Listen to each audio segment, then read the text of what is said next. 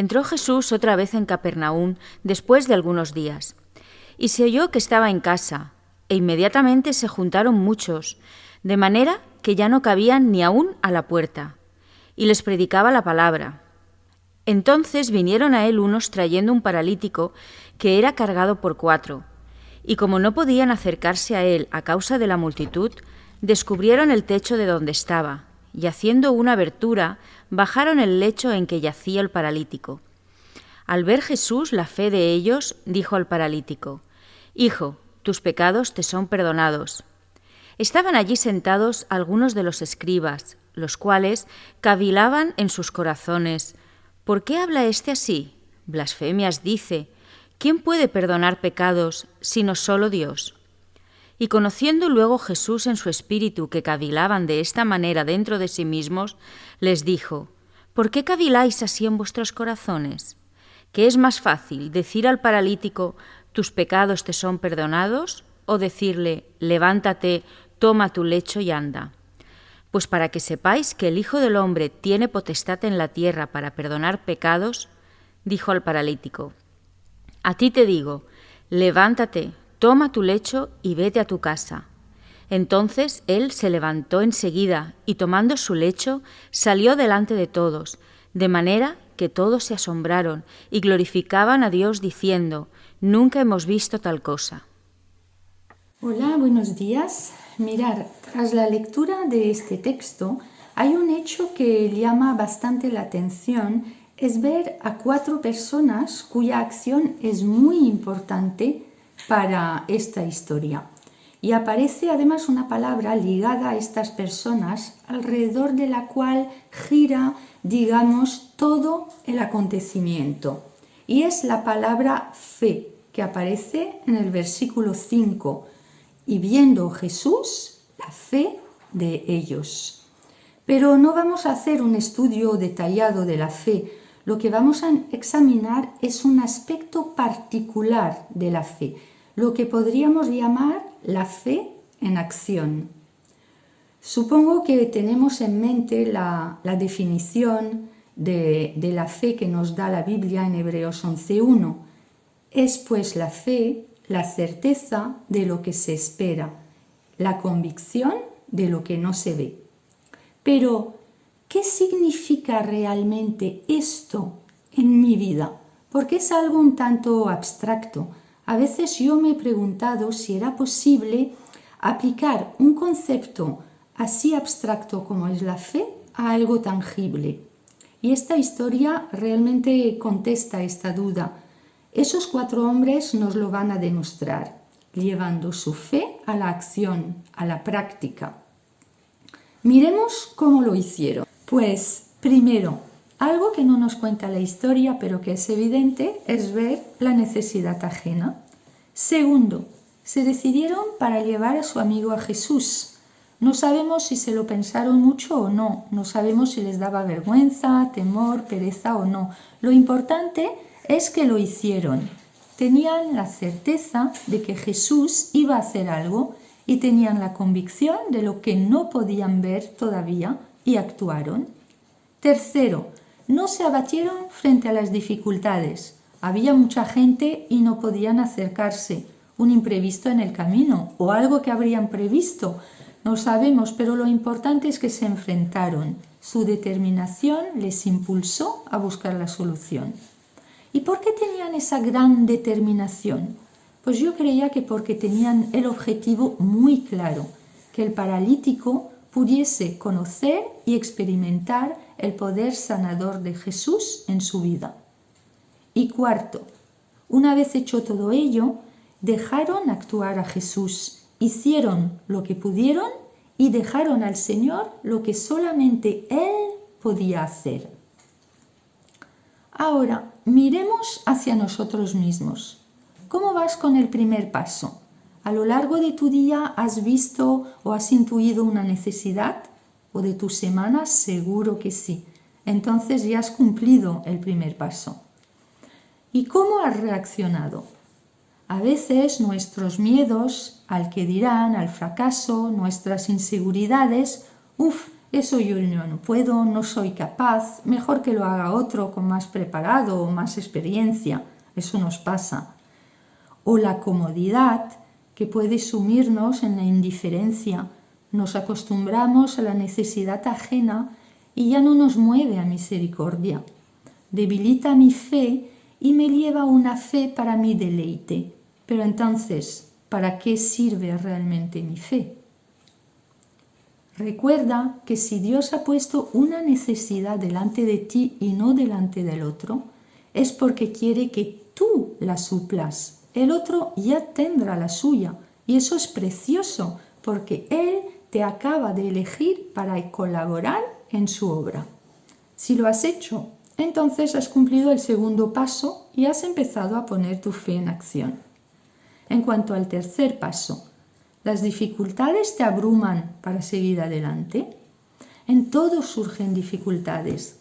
Recordemos a Abraham, que también se enfrentó a muchos problemas cuando salió de peregrinaje, pero tenía una meta muy clara: obedecer la voz de Dios. Y su constancia hizo que todas las familias de la tierra fuesen benditas. Si tienes la meta clara de dar a conocer a tu Dios bendiciendo a otro, te ayudará a enfrentar las dificultades y habrás cumplido el tercer paso de poner tu fe en acción. Un autor cristiano dice que la fe no niega la realidad de la dificultad, declara el poder de Dios. ¿Y dejas actuar al Señor una vez que has actuado? La acción de tu fe termina cuando empieza la acción de Dios. Frente a una necesidad, las personas necesitan más que una fe en palabra, tu fe en acción. Es como si les dijeras: yo confío en Dios y voy a actuar para que tú lo veas. ¿Y cuáles son las consecuencias de tu fe en acción? Mirad, un autor cristiano, Donald Carson, dijo: la fe estable y triunfante no es un mero punto de apoyo. Y sigue diciendo: es más bien la condición previa de la vida cristiana fructífera que provoca la bendición de Jesús. Repitamos esto resumiendo un poco. Es decir, que la fe que triunfa no es un punto de apoyo estático, es una condición para que tu vida cristiana tenga fruto, para poder provocar la bendición de Jesús. Aplicándolo al texto bíblico, estos 4 hombres tuvieron una fe triunfante que provocó la bendición de Jesús sobre el paralítico. No fue un simple punto de apoyo estático en sus vidas, fue mucho más que eso. Al poner su fe en acción, permitieron que ocurriese un milagro, la sanidad. Hicieron posible que este hombre tuviese un conocimiento más profundo de una realidad superior a él, la realidad de Dios. Esto también ocurre con nuestra propia fe cuando la movilizamos hacia el beneficio de otra persona. Hacemos que Dios se proyecte en la vida del otro, independientemente de que el otro acepte a Cristo o no. Fijaros que allí en Capernaum no solamente abriría los ojos espirituales del paralítico, sino que también fortalecería a esos 4 hombres en su fe. Y no solo a ellos, sino a todos los que estaban alrededor. En el versículo 12 dice: todos se asombraron y glorificaron a Dios. Y este es el poder explosivo de la fe en acción, de tu fe en acción. La bendición se reparte y el reino se extiende. La fe en acción yo creo que realmente es un poco una respuesta al mandato de la gran comisión de id y haced discípulos. Id es decir, muévete. Haced discípulos, es decir, actúa. Es el camino para extender el reino de Dios en la tierra. Recordad lo que nos dice Santiago, que la fe sin obra es una fe muerta. es decir, una fe que no tiene fruto. Y la práctica de esta manera de ejercer tu fe va a requerir un cambio en nuestras prioridades. Mirad, estos hombres dejaron de vivir para ellos mismos. Dedicaron su tiempo, sus fuerzas, se arriesgaron y se enfrentaron a una posible reclamación económica por el destrozo del tejado. Pero ya no pensaban en ellos mismos, pensaban en el bien del otro. Todo aquello me recuerda al profeta Miqueas cuando dice en Miqueas 6:8: «Oh hombre, Él te ha declarado lo que es bueno. ¿Y qué pide Jehová de ti? Solamente hacer justicia y amar misericordia y humillarte ante tu Dios». Los 4 hicieron justicia a un hombre que no podía moverse. Amaron misericordia al hacer suya prácticamente entera la necesidad y se humillaron ante su Dios al reconocer su impotencia para sanar y dejando a Dios actuar. No podemos dejar de lado el mencionar algunas cosas de la segunda parte del texto que también se relacionan con este tema. Y va desde la segunda parte del versículo 5 hasta el final del texto. Y para ello tenemos que saber que, primero, para los judíos, el estar enfermo significaba haber pecado, bien el enfermo o bien sus padres. Nosotros hoy sabemos que no es exactamente así. Es cierto que existen enfermedades que son consecuencias directas del pecado. Pero también hay muchísimas enfermedades que no tienen relación con nuestros propios pecados. Pero bueno, ahí en esta escena los judíos creían firmemente esto, la relación entre la enfermedad y el pecado.